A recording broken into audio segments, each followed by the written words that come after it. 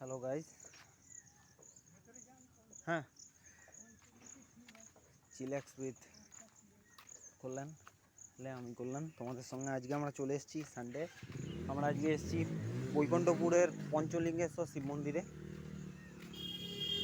এটা নাদরা বালিয়াড়া পেরিয়ে ডান দিকে একটা রাস্তা ঢুকছে, যেটা স্নেহা লটারি বলে একটা লটারি আছে, ওইটার পাশ দিয়ে রাস্তাটা দিয়ে ঢুকেই সামনেই মোটামুটি বর্ধমান থেকে 9-10 কিলোমিটারের মতো হবে, 10-12 কিলোমিটারের মতো।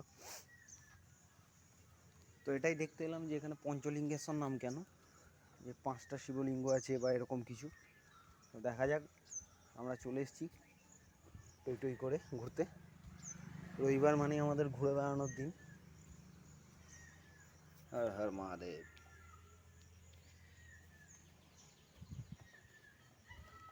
ভেতরে একজন কাকু বললেন যে ভেতরে যান, পঞ্চলিঙ্গ আছে, দেখা যাক।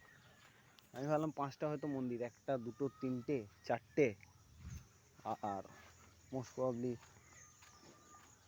ওই পাশে একটা, এরকম কিছু ভাবছিলাম। বাট সেরকম কিছু না, ওই শিবের মন্দিরটাতেই 5টা লিঙ্গ আছে বলছে নাকি, শিবলিঙ্গ। দেখা যাক। এই যে 5টা মন্দির ভেবে ভাবলাম আমরা 5টা শিবলিঙ্গ মন্দির।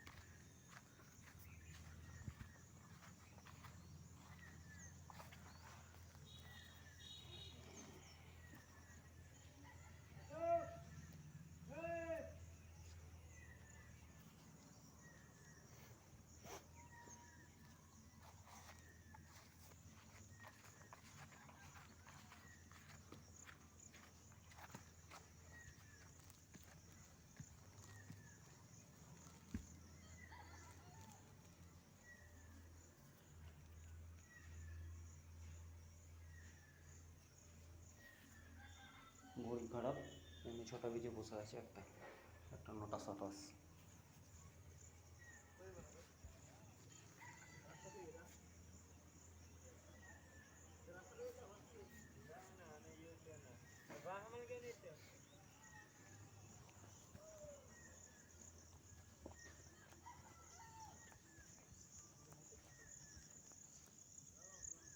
ওটা পঞ্চমুখী শিব আছে না কি বললো?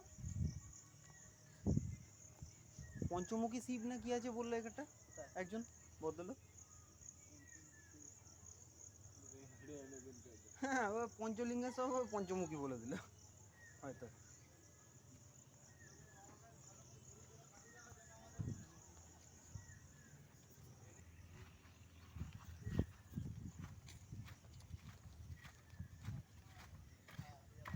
যাই হোক, পঞ্চলিঙ্গেশ্বর শিব মানে 5টা শিবলিঙ্গ এরকম কিছু নয় যেটা ভেবেছিলাম।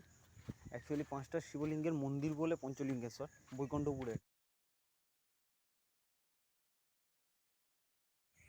এখানে গাছটা আমার খুব পছন্দের লেগেছে, গাছটা খুব সুন্দর গাছ একটা, গাছটার স্টাইলটা বিশেষ করে। যাই হোক, এটা হলো মন্দিরের বাইরেটা, ভেতরটা তো আমরা আগেই দেখে নিয়েছি।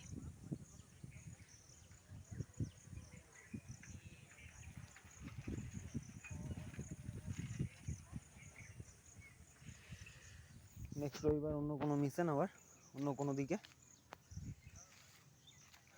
বাই বাই, সবাই ভালো থেকো, টাটা।